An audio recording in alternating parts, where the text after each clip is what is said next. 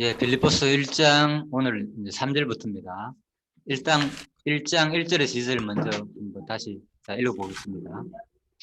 빌립보에 사는 성도와 일꾼들에게 은혜와 평강을 축원하며 1절 그리스도 예수의 종 바울과 디모데는 그리스도 예수 안에서 빌립보에 사는 모든 성도와 또는 감독들과 집사들에게 편지하노니 하나님 우리 아버지와 주 예수 그리스도에게로서 은혜와 평강이 너에게 있을지.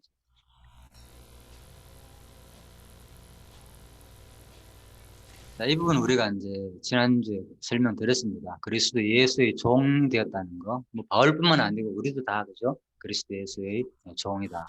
종은 이제 둘로서 그죠? 자, 그런 뜻입니다.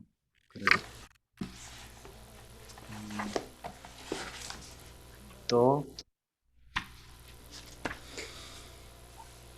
이건 다 했고요. 그래서 이제 바울이 또 디모데까지 소개했잖아요, 그죠? 디모데와 함께 했다는 거. 그래서 디모데의 활동이 이제 3차 전도 여행 때 사도행전 18장에서 보면은 19장 8절부터 22절 사이에 보면 디모데와 에라스도를 마게도냐에 보내는 장면이 나오거든요. 그리고 또 마게도냐에서 드로아까지 여정 가운데서 또 디모데가 나오고요. 그래서 함께 이제 이런 활동을 했던 사람들이다.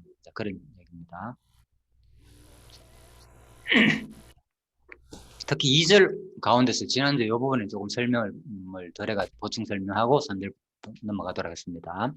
은혜와 평강이 너에게 있을지어다. 하나님 우리 아버지 주 예수 그리스도에게로서 바로 은혜와 평강.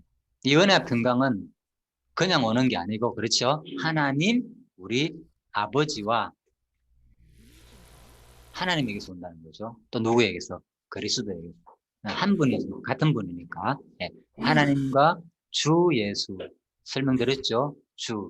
주인이다. 황제에게만 칭하는 용어였다. 그 당시에. 아도나이. 그죠? 아무에게나 주라고 안 했다. 그죠? 그래서 이런 서신에서 이런 용어를 쓴다는 자체가 상당히, 그죠?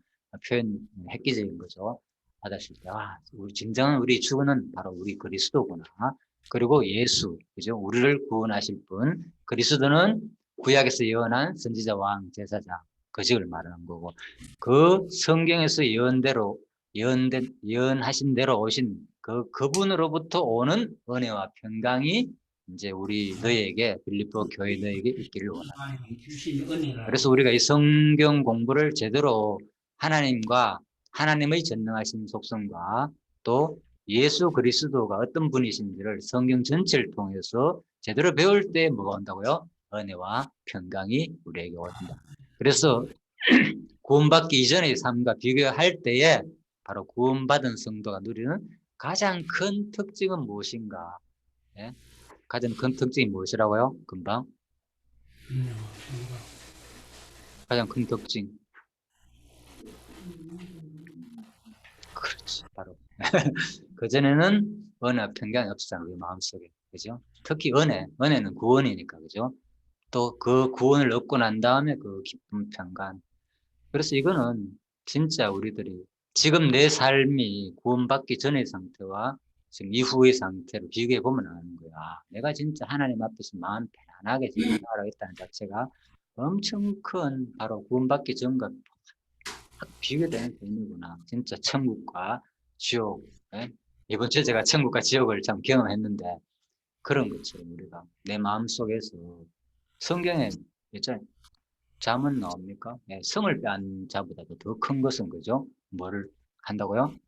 자기 마음을 주장하는 자다, 다스리는 자다. 네, 그만큼 소중한 게 없다는 거죠. 그러니까 은혜와 평강, 마음속에 이 평강만큼 큰 하나님 주시는 선물이 없다는 거죠. 이 땅에서. 예. 그렇죠. 예, 몸 아프면 또 육신이 같이 마음까지도 아프게 되는데. 예. 그래서 저는 이제 너무 아프니까 오히려 저는 그게 은혜로 와닿더라고요. 이 땅의 삶은 고통일 수밖에 없구나. 이건 하나의 모형이구나. 그렇죠. 예. 그렇죠. 예. 짜증이 나고, 그래서 계속 힘들면은 이제 우리가 그걸 생각하는 거죠. 그리고 이 땅에 살면서, 이 아픔은 영원한 것이 아니다는 건 분명히 알잖아요. 예? 이 힘든 삶은 언젠간 없어지고, 그렇지만 이 힘든 아픔을 영원히 주지 않은 것만 생각해도 너무나 감사한 거예요.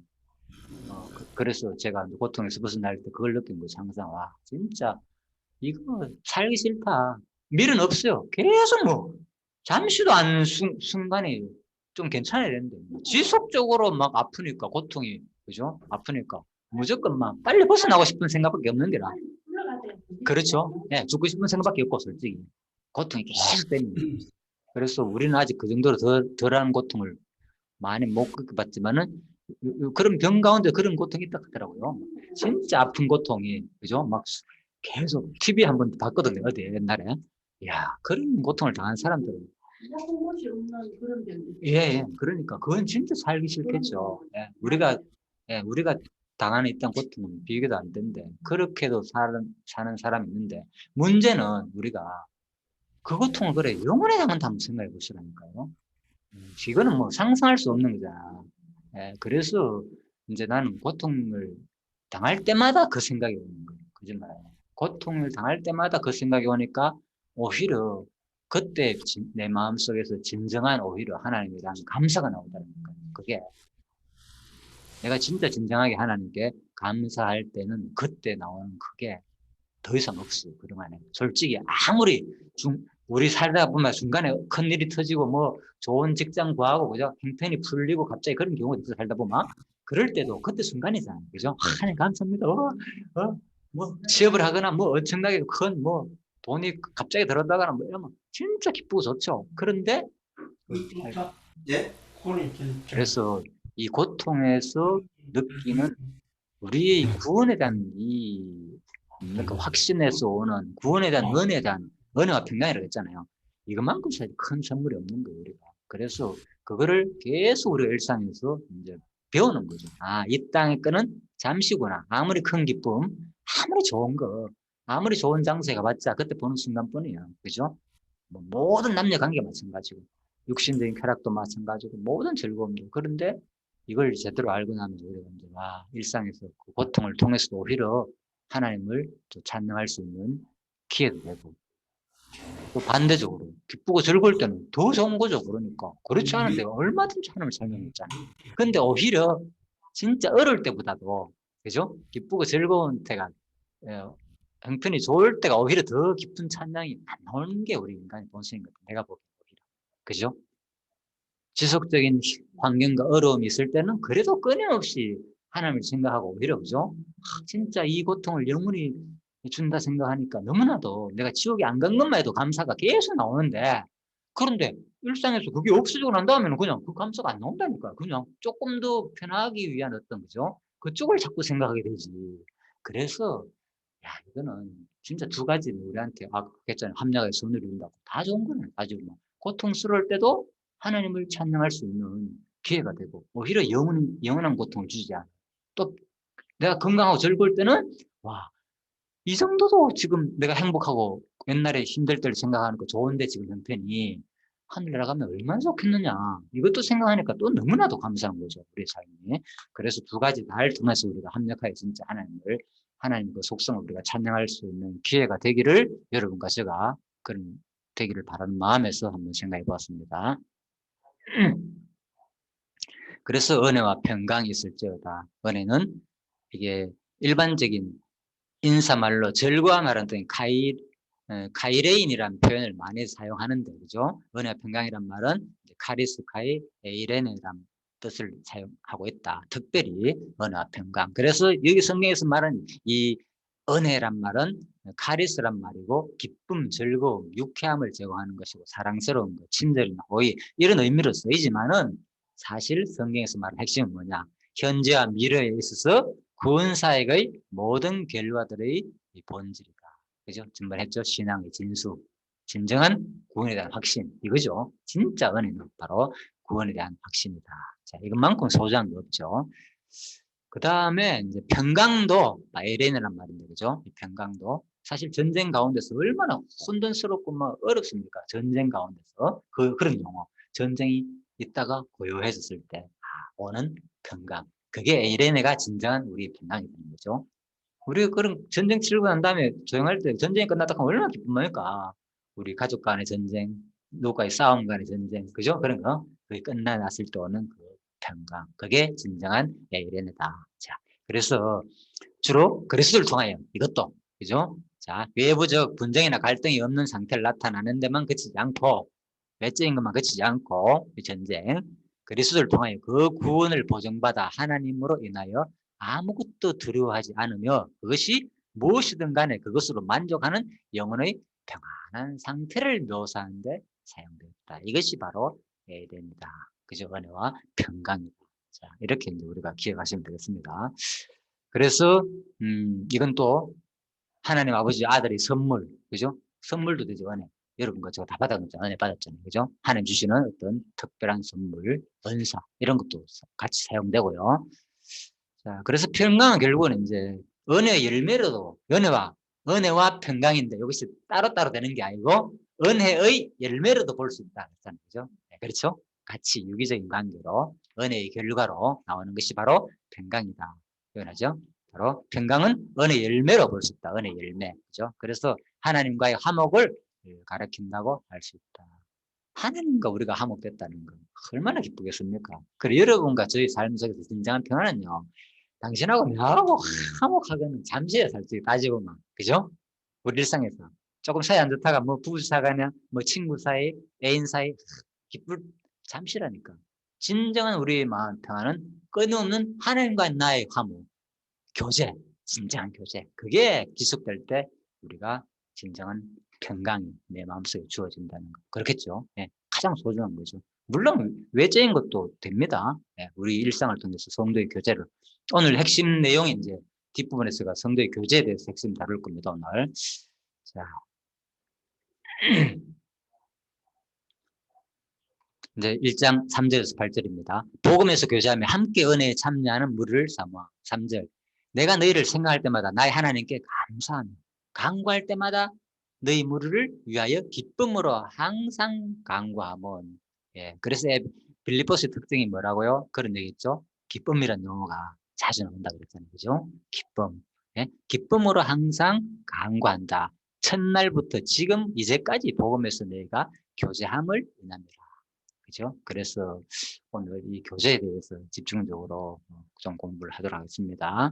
그리고 너희 속에 착한 일을 시작하신 이가 그리스도 예수 날까지 이루실 줄 우리가 확신하다. 내가 너희 물을 위하여 이와 같이 생각하는 것이 마땅하니 이는 너희가 내 마음에 있으며 나의 매임과 복음을 변명한 거 확증하며 너희가 다 나와 함께 은혜에 참여한 자가 됩니다. 내가 예수 그리스도의 심장으로 너희 물을 어떻게 사모하는지 하나님이 내 정인이십니다. 예, 아주 관계가 돈독하죠. 진짜 그리스도의 심장으로 성도를 보고 싶을 만큼 사모한다는 거죠. 진짜 이거 애인보다 다 하죠. 예수의 심장으로 그러니까 이게 뭡니까? 성도의 관계가 이런 거예요. 그리스도의 심장으로 사모할 정도로 우리가 이 관계가 아주 그러니까 빌립보 교인들과 누구 바울과 옥중에 있는 바울과 빌립보 성도의 관계가 이 정도로 아주 돈독하고 그죠? 그래서 그동안에 교제가 잘 됐다는 거죠. 그래서 내가 기쁨으로 기도하고 당신들 위해서 교제함을 인하여서 내가 즐거워한다 그 말이죠. 자, 그래서 끝까지 또 이 착한 일을 향한 구원을 마지막 예수가 재림할 때까지 이루실 줄 확증한다. 자, 대충 내가 설명드렸고요. 자, 조금 더 자세히 봅시다. 1장 3절입니다. 내가 너희를 생각할 때마다 나의 하나님께 감사하며 그러니까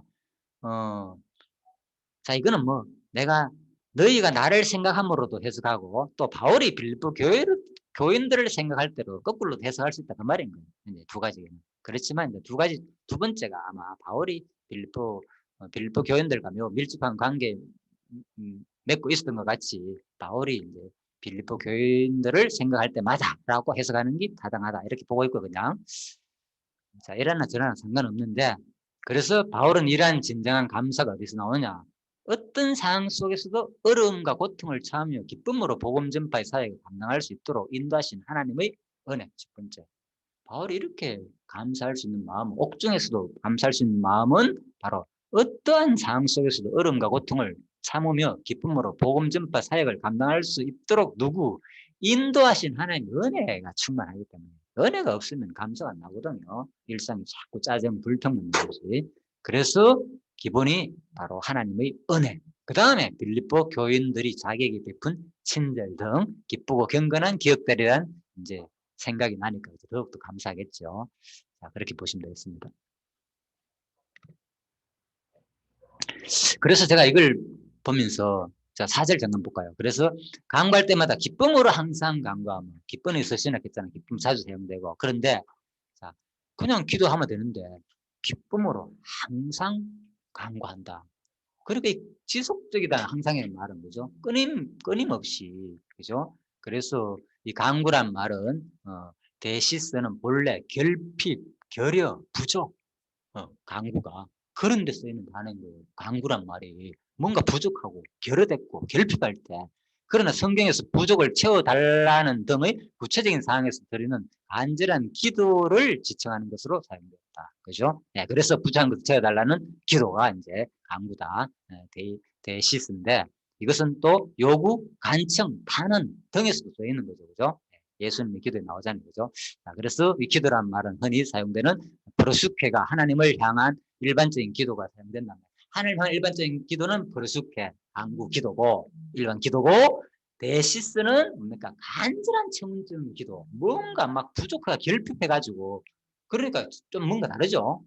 예, 그 정도로 뭡니까?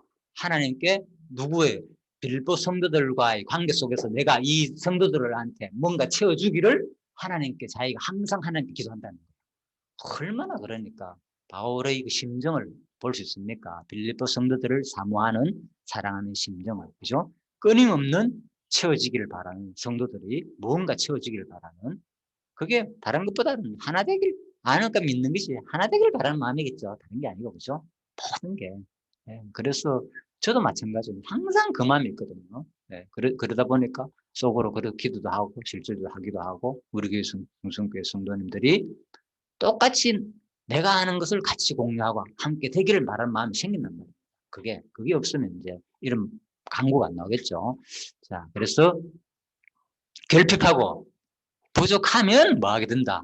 기도는 간청은 예, 데시스는 하게 된다는 거죠. 그죠? 그래서 이게 부족할 때, 절실히 느낄 때 기도가 저절로 우러나올 수밖에 없다는 거죠. 우리가 무슨 기도해가지고 막 얻으려고 하는 그것은 뭡니까? 내 속에서 뭔가 나의 욕구를 채우기 위한 게 아니고, 그래, 금방 얘기했죠. 바울이 뭐 되고, 지체로서 하나 되기 바라는 마음. 이게 진정한 우리의 이제 기도의 자세가 되겠죠. 자, 이런 여러분과 제가 되면 참 좋겠습니다. 그리고 그 창세기 20, 이제 이러한 것들은 사실 바울이 이렇게 성도들을 위해 가지고 기도하는 이런 모습들은 우리는 이제 이것이 뭡니까? 어, 교회 생활을 통한 무장이잖아요. 그죠? 간구도 마찬가지인 거예요. 이런 것들이 이미 구약에서 다 언양하셨고 선진들이 다 보여준 것을 뭡니까? 그대로 이번엔 예수가 다 간구했고 우리 위해서 말할 수 없는 탄식으로 성령께서도 하시고 또 성령께서 누구를 통해서 바울을 통해서 말할 수 없는 탄식으로 자기 지체들을 위해 가지고 복음 전한 지체를 위해서 하나 되기를 간구한다는 거죠. 이런 모습들은 어디에 있었다 이미 다 구약에 있었다는 거죠. 그래서 창세기 25장에 보면 최초의 강구 볼까요? 저 용어 딱 검색하면 나옵니다. 강구란 말이에요. 제일 창세기 25장에 나와요. 요거 21절에 이삭이 그 아내가 잉태하지 못함으로 그를 위하여 여호와께 강구하며 그렇죠. 그러니까 이런 것들이 좀 다르죠. 일반 기도가 아니고 강구니까 간절한 자식 못 낳는 만큼 그 당시 구약에는 그랬었겠잖아요. 그걸 하나의 어떤 저주라고 하나님께 벌 받았거나 사람들 얼마나 멸시당합니까? 그죠? 아브라함도 그랬잖아요. 예. 그러니까 그런 강구. 그런데 이삭이 그 아내, 자기 아들 이삭도 마찬가지는 그죠? 이삭이 그 아내가 잉태하지 못하고 아브라함도 그렇게 막 누구 뭐 사라는 그렇게 하나님께 강구했다는 말이 없잖아. 그런데 이제 이삭의 아내는 여기 있다. 이삭이 그 아내가 잉태했지 못 그를 위하여 이삭이 강구했다. 이런 모습이 바로 뭡니까? 아까 그랬잖아요. 바울이 성도를 위한 강구의 모습이고 이 이삭의 아내를 위한 기도의 강구의 모습은 누구? 그리스도가 우리 지체된 우리를 위한 강구 모습이라는 거죠. 그죠? 그래서 오늘 이런 부분을 바로 성령께서 성취하는 내용인 거죠. 우리가. 그래서 이런 것이 참 놀랍죠. 내가 하는 것이 아니고 바로 하나님이 살아계신 여호와임을 계시하기 위해서 우리가 서로를 위해 가지고 지금 기도를 해준다는 거죠. 자, 그래서 그리스도의 모습을 이삭의 모습 속에서 볼 수 있고 여호와께서 그 강구를 들었으므로 그 안에 리브가가 잉태하였더니 창세기 6장. 자, 그래서 여기 이제 아타르라고 돼 있잖아요. 그죠? 요 강구는 구약의 히브리 말로, 그죠? 아타르라고 돼 있어요. 그래서, 자, 제가 왜 이 두 가지를 적었는가 하면요. 예, 글자를 잘 한번 확인해 보십시오. 창세기 6장 읽어 볼까요? 자, 그러나 너와는 내가 내 언약을 세우리니 너는 내 아들들과 내 아내와 내 며느리들과 함께 그 방주로 들어가고. 자, 이 기도하고는 다릅니다. 이제 요걸 강구를 설명하겠습니다. 한 예를 들었습니다. 이제 이 강의를 이런 것들을 아는 사람은 아마 될 거예요. 노아가 이게 무슨 글자입니까 이거? 예, 그렇죠. 예, 요거는 배주자고, 그죠? 예, 그래서 여기다가 이 배주자 앞에다가 뭐가 있습니까? 요거 여덟 팔자가 있잖아요. 이런 거 들어봤을 거란 말이야. 그리고 동그라미 여기 뭐 입구자가 있잖아요. 이 사람이잖아. 이분 먹는 생명, 그죠? 8명의 입이, 그죠? 배에서 배주자에 요건 상륙문자잖아. 닮았잖아, 그죠? 배처럼. 예, 이게 이제 배선자 되는 거잖아요, 그죠? 예, 그래서 이런 것들이, 그죠? 아, 바로 제가 이걸 왜 설명하는가 하면요. 바로 강구도 이것이 글자가 이렇듯이 하나님께서 언어를 헛다 그랬잖아요. 그 후에 이제 언어는 있었지만은 또 문자가 없을 수 있잖아요. 그런데 예, 노아 시대 때는 뭐 그런 것이 표현 안 됐지만 모세 시대 때는 분명히 문자가 있을 거 아닙니까? 하나님께서 쓰라했으니까, 그죠? 그래서 뭐 그때 모세가 뭘 적겠습니까? 성경 히브리어니까 히브리어를 안 적겠습니까? 일반적으로 알고 있거든요. 자, 그렇지만은 그 후에 많은 문자들이 발생했지만 이런 것들이 다 같은 비슷한 계통인 것들 제가 보니까 이 배선자에서도 이런 것들이 포함되어 있듯이 이 아타르도 제가 이제 이걸 보면서 느꼈어요. 이제 요게 뭔가 하면요. 자, 처음 이제 요거 히브리 말인데 그죠? 좀 어렵잖아요. 자, 여기 이제 아인이라는 것이 아인. 여기 눈의 눈. 예? 요거는 또 뭔가 하면요. 요건 십자가 표시라요. 그죠? 마지막 글자 히브리 말 가운데서 타오라고. 예? 요거는 이제 머리란 뜻이에요. 레식 해가지고 머리란 뜻이에요. 자, 내가 한번 보여드릴게요. 여기 이제 히브리 제가 옛날 노래를 만들었잖아요. 여러분 알지 모르겠지만 그죠? 21자 예? 알레베트 기멜달레 헤와 자인 헤드 해가지고 그죠? 자, 그래가지고 페차데 쿠프레시 진타오 가가 내가 노래를 만드는데 요게 레시 머리 했잖아요. 그죠? 타오가 십자 표시, 아인이 눈이잖아요. 그래서 요것도 딱 보면은 뭡니까? 아타르도 강구잖아요. 근데 뭐가 있습니까? 머리가 십자가가 있고 눈이 있고 머리가 있고, 그죠? 그래서 우리가 이제 강구할 때 뭘 합니까? 누구한테 합니까? 그리스도에게. 그리스도하는 내 머리로서 그리스도에게, 그죠? 강구하는 그런 모습이 마치 아타르 속에서 내가 야, 이것도 비슷한 그런, 이거는 그냥 내 생각입니다. 그런 느낌이 좀 들더라고요. 마치 배선자에도 그런 느낌이 있듯이, 그죠? 글자 하나하나 보면은 우연히가 아닌 것 같아요. 이런 것들, 그죠? 다 뭔가 조합해가지고, 글자의 뜻에서 좀 포함된 그런 것이 느낌이 좀 들어서 제가 잠시 소개 드렸습니다. 참고를 하시고, 그냥. 이거는 그냥 만들만 뭐, 이런 것은 많이 있을 거야. 아마 찾아보면은. 자, 꼭 그렇다는 건 아니고, 아무튼 그냥. 자, 그래서 이 강구라는 말은 결국은 바로 절박함이 담겨 있으나 바울은 기쁨으로 강구한다고 말했다 그랬잖아요. 절박한 거 아주 기쁨으로 했다. 그래서 아무리 이제 환경이 어렵더라도 그 마음속에서 진정한 항상 마음은 기뻐한다는 거. 그죠? 데살로니가전서 5장 그 16절에 나오잖아요. 그죠? 항상 기뻐하라. 그게 기본인 거예요. 아무리 그냥 감옥에 있든 어디에 있든 우리 마음 상태는 항상 기쁘고 즐겁다는 거. 제 개인적인 얘기지만 저는 막 그게 너무 느껴지는 거예요. 어느 상황, 어떤 상황이든 간에 마음이 힘들고 괴롭다, 힘들다, 내 형편이 어쩌고 지금 막 힘들고 이런 것이 아니고 공부를 하다 보니까 항상 즐겁고 행복하고 너무 감사한 거예요. 지금도 이런데 우리가 천국에 가면은 얼마나 행복하고 좋겠는가. 이게 이제 상상이 되는 거죠. 그래서 우리가 그걸 항상 소망을 하면 좋겠죠. 자, 그래서 주 안에서 빌립보 교회가 자신과 풍성한 교제 가운데 든든히 서가고 있는 모습, 또 바울을 위해 끊임없이 기쁨으로 헌금을 보내주어 그리스도의 고난 가운데 동참한 것, 예, 뭐 이런 거 생각하니까 얼마나 또 기쁘겠습니까, 바울이, 그죠? 빌립보 교회 성도 생각할 때마다. 또 에바브로드가 병을 얻었으나 또 완쾌되었잖아요. 또 에바브로디도 같은 경우는 자기 목숨을 돌보지 않고 바울을 오히려 바울의 병을 위해서 바울을 도왔다 그랬잖아요. 이 사람은. 그런 자가 또 왕이 되었으니까 또 기쁘잖아요. 그래서 이런 기쁨을 표현하는 거다. 그죠? 이런 기쁨이 마음속에 있지 않겠나, 바울이. 자, 그래서 바울은 당시 로마의 옥중에 갇혀 있는 상태지만은 앞날을 예측할 수도 없었고, 또 빌립보 교회도 안팎으로 여러 가지 어려운 상황에 직면해 있었지만은 바로 뭡니까? 바울이 이 기쁨으로 넘쳤다는 이런 표현을 우리가 볼 수가 있습니다.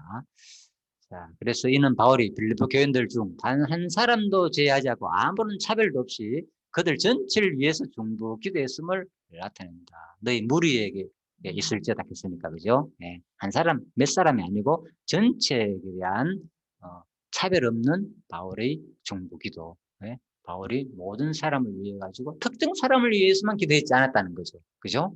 오히려 더 힘들고 그런 사람이 마음이 가잖아요, 우리도. 그죠? 예, 같이 되기를. 공부에 참석하지 않고 혼자 소외되고 이런 사람이 있으면 더 마음이 가는 것처럼, 그죠? 예, 바울도 심령도 아마 그랬지 않나. 그래서 모든 사람을 위해 가지고, 교회를 위해 가지고 바울의 기도가 이루어졌다는 거. 이제 이런 모습들이 다 성령께서 바울을 통해서 다 하는 거죠. 자, 구약의 언약을 그대로 이루어 가지고 살아계신 여호와를 우리한테 계시해 주는 사항들이다. 첫날부터 5절입니다. 복음에서 너희가 교제함을 이룹니다.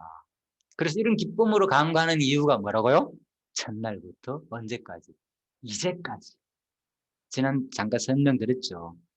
여러분과 제가 만난 지 오래됐지만 지금까지 함께 교제한다는 이 자체만 하더라도 엄청난 기쁨인 거죠. 여러분한테도 기쁨이고 저한테도 기쁨이고, 그죠? 함께 한다는 게. 잠시 하다가 또 헤어질 수도 있잖아요, 그죠? 여러 가지 상황 속에서. 이러던데 바울이 그걸 표현하는 거예요. 첫날부터 지금까지 복음에서 너희와 함께 너희가 나와 교제함을 인하기 때문에 내가 하나님께 너무 감사하면서 내가 당신들 위해서 기도한다는 거죠. 기쁨으로. 그죠? 그 얘기입니다. 그래서 바로 직접적인 이유, 변함없는 교제를 나누고 있음을 말하고 있다. 이런 관계가 참 너무나도 좋죠. 부럽기도 하고. 그래서 단순한 인간적인 차원에서 그런데 이거는 교제가 아니고, 그죠? 뭐라고요? 아까 했죠? 뭐로 교제한다고요? 복음에서 너희가 교제함을 인합니다. 예? 단순한 게 아니고 뭐 복음에서 교제하였다. 복음으로. 그죠? 예, 복음에서 교제하였다. 그래서 이제 유한겔리온이란 말이죠. 유한겔리온, 복음이란 말이죠. 유한겔리온이란 말인데 좋은 소식을 전한다는 거죠. 그래서 이런 것들이 바로 구체적으로 하나님께서 예수 그리스도 안에서 사람의 죄를 사하시고 그들과 화해한 일에 대한 소식. 예? 그래서 우리 진정한 교제는 뭡니까? 우리 교제는 복음 전파의 소식을 서로 막 알려주는 것만큼 이게 좋은 교제가 없는 거죠. 그런데 교제한다 그러면서 그냥 뭡니까? 자기 일상 얘기하고 뭐 물론 그것도 교제 맞습니다. 그거로만 끝난다면 그죠? 예, 진짜 우리가 뭔가 좀 결핍된 교제겠죠. 그래서 진정한 교제는 내 삶을 가운데서 결국은 이것이 복음과 관계되는데요. 그죠? 복음으로 인한 교제. 모든 것이 다 알고 보니까 다 그리스도의 복음을 전파하기 위해서 내가 이렇게 살게 하는구나, 하나님께서. 그죠? 이런 사람을 만나게 하고, 이제 이런 거죠. 예, 그리스도가 전번에 교제했잖아요. 이 친구 만나고. 내가 운동하러 갔는데, 결국은 알고 보니까 또 이 친구를 만나게 되고, 예, 다 이게 복음이라는 교제를 내가 여러분한테 하는 거잖아요. 그죠? 그래서 내가 말씀드린 거예요. 제 개인 사생활. 자, 그래서, 또한 교제함에 해당되는 코이노니아. 그래서 오늘 이 부분을 좀 집중적으로 할 겁니다. 이 코이노니아는 동료, 동력자, 예? 나눔, 공유, 사귐, 동참, 여러 가지 있죠. 그죠? 예. 그래서 코이노니아가 참 좋습니다. 이만큼 아주 폭넓게 써 있고요. 신약에서도 예. 19회 사용되는데 그중 13회를 바울이 사용할 정도로 바울이 이제 코이노니아를 좋아했다. 교제를. 하나님과 성도와의 수직적 관계. 이 코이노니아는 두 가지로 나눕니다. 하나님과 성도와의 관계. 그 다음에 성도 간의 수평적 관계. 두 가지. 그죠? 첫 번째, 누구와의 관계? 하나님과 자, 성도와의 관계. 자, 이렇게 나누고. 자, 요거는 제가 글자가 좁으니까 설명드릴게요. 자, 도표를 만들었습니다. 볼까요? 자, 코이노니아란 무엇인가? 자, 교제. 자, 코이노니아 이제 헬라어로 이렇게 돼 있죠. 그죠? 하나님과 성도와의 수직적 관계다. 첫 번째. 이거는 뭐, 첫 번째. 그리스도와 함께 못 박히고 그와 함께 장사되었다는 거죠. 이런 관계가 되는 이유는 하나님과 나의 관계가 일단 수직적 관계 되는 거는 나도 누구와 함께 그리스도와 함께 십자가에 죽었고 그와 함께 이미 끝났다는 거예요. 예. 그래서 여기에 뭐가 죽었다는 것은 뭐가 포함되면 안 됩니까? 내 의지가 부합하면 안 되는 거예요. 그래서 일단 그죠 하나님과의 관계 속에서 안 돼. 끝까지 자기 주장하고 내가 살아가지고 뭐 나는 이럴랍니다. 하나님 그러지 마십시오. 이래가지고는 저는 교제가 안 되는 거죠. 예. 너는 죽은 몸이야 이미. 내가 너를 선택한 순간 어디에 그리스도의 지체이기 때문에 예수 그리스도 너 죽었다 이거 말입니다. 우리는 이미 그죠? 그러니까 이게 진정한 교제의 출발인 거예요. 자기를 부인해야 됩니다. 일단 하나님과의 진정한 교제가 되려면 그죠? 내 자신의 의지가 살아있으면 안 된다는 거죠. 그죠? 나는 내 마음대로 할 거야. 아니고 뭐 나는 죽었습니다. 나는 종입니다. 하나님 살게 하시는 대로 살 수밖에 없는 존재라고 인정하는 거. 예? 오늘 삶도 일상도 내 계획대로 오늘 이래야지 이래야 되지 했는데가 아니고 생각은 들었는데 하나님께서 다 이미 작정한 대로 사람도 만나게 하고 일을 추진하는 거예요. 보면서 그거 인정하는 거예요. 그게 진정한 거죠. 하나님의 교제가 되는 거죠. 일상을 하나님이 작정한 대로 모든 게 되는구나 하고 내 자신을 포기하고 인정하는 거예요. 그걸 하면 뭡니까? 그걸 하나님 보신다니까. 그걸 지금 하나님과 교제하고 있는 거예요, 결국. 이게 바로 진정한 코이노니아의 첫 번째다. 하나님과 성도의 수직 관계. 뭐 그리스도와 함께 십자가에 죽었다는 거. 내 의지가 완전히 포기되는 거. 자, 그 다음에 그와 함께 살아나는. 그러면 죽으면 끝나는 건 아니잖아, 이제는. 그와 함께 살아나는 거예요. 그죠? 그와 함께 살아나고 그와 함께 유업을 받는 거. 좋죠. 죽었다가 다시 이제 새 생명으로 양자대가 살아났다니까 우리가 그리스도의 관계. 살고 또 양자된 동시에 뭡니까? 양자란 말은 하나님의 유업을 받는 존재가 되어버렸잖아요. 그 다음에 이제는 점점 올라갑니다. 유업을 받고 또 끝나는 게 아니라 그와 함께 다스리는 위치까지 가지게 된다는 거예요, 우리가. 이게 성경의 흐름이잖아요. 우리가 마지막에 그죠? 하나님 그리스도 재림하게 되면 함께 다스린다 그랬잖아요. 우리 영원한 하나님 통치. 그래서 그런 것들 과거의 믿음을 가지지 못할 원수된 상태에 있었던 그런 우리 모습인데 그것이 뭡니까? 완전히 다시 회복된다는 거죠. 회복되는 거죠. 아담의 타락의 상태에서 천왕국이니까 뭡니까? 타락의 죄가 싹 거두어지고 회복되는 상태를 말하는 거잖아요. 이게 천국의 모형이고 바로 하나님과 성도의 수직적 관계가 그 모습이라는 거예요. 하나님과 나의 관계가 회복된다는 것은 뭡니까? 바로 에덴 동산에서 타락한 에덴 동산에서 다시 뭡니까? 천년왕국으로 회복되는 것을 말한다는 거죠. 결국은. 그죠? 논리가. 참 놀랐죠. 단순하게 그냥 뭐 코이노냐란 무엇인가? 첫 번째, 하나님과 나의 수직적 관계고 성도와는 수평적 관계다. 두 가지. 이렇게 외워만 되는 것이 아니고 중요한 것은 그죠? 이게 바로 근본적으로 타락한 죽었던 우리의 모습이 다시 그죠? 타락하기 전의 모습을 회복하는 관계다. 이게 진정한 코이노니아다. 그죠? 이렇게 되는 겁니다. 그래서 근거 구절은 뭡니까? 로마서 6장. 우리가 알거니와 우리 옛사람이 예수와 함께 십자가에 못 박힌 것은 죄의 몸이 멸하여 다시는 우리가 죄의 종로로 타지 아니하라는 누구 그리스도 함께 십자가에 못 박혔다 그랬잖아요. 네. 죄에게 다시 종로로 타지 않는다. 그리고 이는 죽은 자가 죄에서 벗어나 의롭다 하심을 얻었습니다. 만일 우리가 그리스도와 함께 죽었으면 또 그와 함께 살 줄을 믿는다. 그와 함께 살아나는. 그죠? 제가 성경 구절을 요약한 겁니다. 이걸 보고. 그리고 다음에 또 자녀이면 곧 후산이 곧 하나님의 후사예요. 그리스도와 함께 후산이 우리가 그와 함께 영광을 받게 하여 고난도 받아야 될 것이나 우리가 누구라고요? 하나님의 후사, 유업을 받은 사람. 후사잖아. 유업을 받은 사람. 그죠? 그리고 다스리는 위치 후사잖아요. 똑같이 우리가 이런 위치가 된다는 거죠. 그렇지만은 마지막에 뭡니까?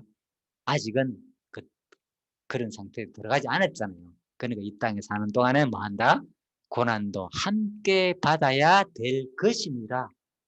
자녀이면 하나님의 후사인데, 그죠? 그리스도 함께 한 후사니까 예수가 우린 지체일 뿐이잖아요. 지체가 몸 전체 머리가 이 땅에서 고난을 당했으니까 지체는 뭡니까? 당연히 지체도 고난을 당해야 된다는 거예요. 뭐 어차피 이 몸은 전체적으로 영광을 얻을 몸이기 때문에 이 땅에서 그리스도가 고난을 당했다니까 우리는 그 몸을 지치기 때문에 당연히 우리도 영광을 함께 부활 성천회가 그리스도가 받는 것처럼 우리도 그 지체라면 예수님 지체라면 이 땅의 고난도 함께 받아야 된다는 거죠.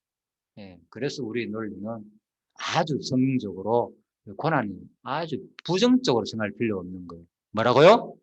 그리스도의 고난에 동참하는 거라니까. 제가 했잖아요. 긍정적으로 생각하라니까, 여러분. 예. 그래서 일부러 막 여러분들이 이제 신앙이 좋으면은 그렇잖아요. 그죠? 신앙이 좋은 사람들은 일부러 뭐 예수님 뭐 고난 주간 되면 일부러 왜 또 동참하는 사람들 있잖아요. 그죠? 금식도 하고 예전에. 근데 요즘 우리들은 너무 편해가지고 그런 거 절기 다 필요 없어. 예수께서 다 승치한 거야. 이러다니까 신경 안 쓰잖아요. 일부러 그걸 하는 것이 아니고 진정한 우리의 삶은 이제 일상에서 산 데서라 그랬잖아요.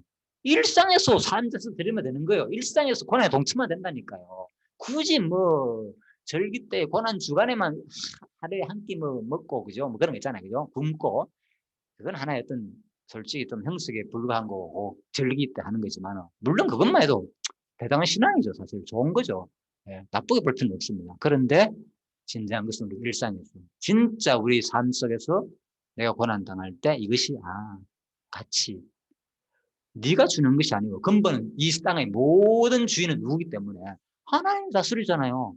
그러니까 하나님이 나를 지금 이렇게 내 직장도 잃고 내 병도 주고 내 모든 것을 했구나 인정하는 거. 이게 그리스도의 고난에 동참하는 거니까. 하나님을 인정해야 되니까. 하나님과 성도의 수직적 관계가 뭐라고요? 첫 번째, 그리스도 함께 못 박혀 그와 함께 장사되었다. 자기를 부인해야 된다니까. 제일 중요한 것은. 예? 저 때문이야. 이 경제 때문이야. 이거 문머시기 때문이야. 하면서 뭐 요즘 그러잖아요. 열나가지고 전부 다. 그러니까 물론 피상적으로는 우리가 이제 맞죠. 실제로 그럴 수도 있어요. 그렇지만은 근본은 뭐냐 바로 하나님이 그걸 통해 가지고 뭐 하게 했어? 너 고물한 죽에서 이렇게 세운 거라 가지고 애굽의 바로 왕을 왜 샀습니까? 400년 동안 종살이 시키기 위해서 애굽의 그 권력에서 벗어나게 꼼짝 못하게 애굽의 권세가 계속 오래가고 유지하겠잖아요. 애굽이 대전했죠 옛날에 이집트가. 예. 그렇게 고대 부강하게 했는 거예요. 그걸 인정해야 되는데 이거 벗어나려고 거기서 이거 벗어나야 된다. 물론 그 마음 주는 사람도 있겠죠. 그 가운데서는. 네. 독립투사도 있을 것이고 있겠죠. 그런데 결국은 뭐냐. 하나님 뜻은 너희들 애굽도 의지하지 말고 오히려 바벨론 의지하라. 그래야 산다고 했잖아요. 선지자들이 외친 게. 오히려 나중에. 네? 그런데 이제 자 그래서 이제 결국은 우리가 고난에 동참하게 된다. 자, 이것이 진정한 하나님과 성도의 수직적 관계다. 자, 여기까지 하고요. 우리가 이제 벌써 시간이 다 됐습니다. 그래서 많이 됐기 때문에 한 5분 정도 쉬다가요. 한 30분 하고 마치도록 하겠습니다. 예, 수고했습니다. 예.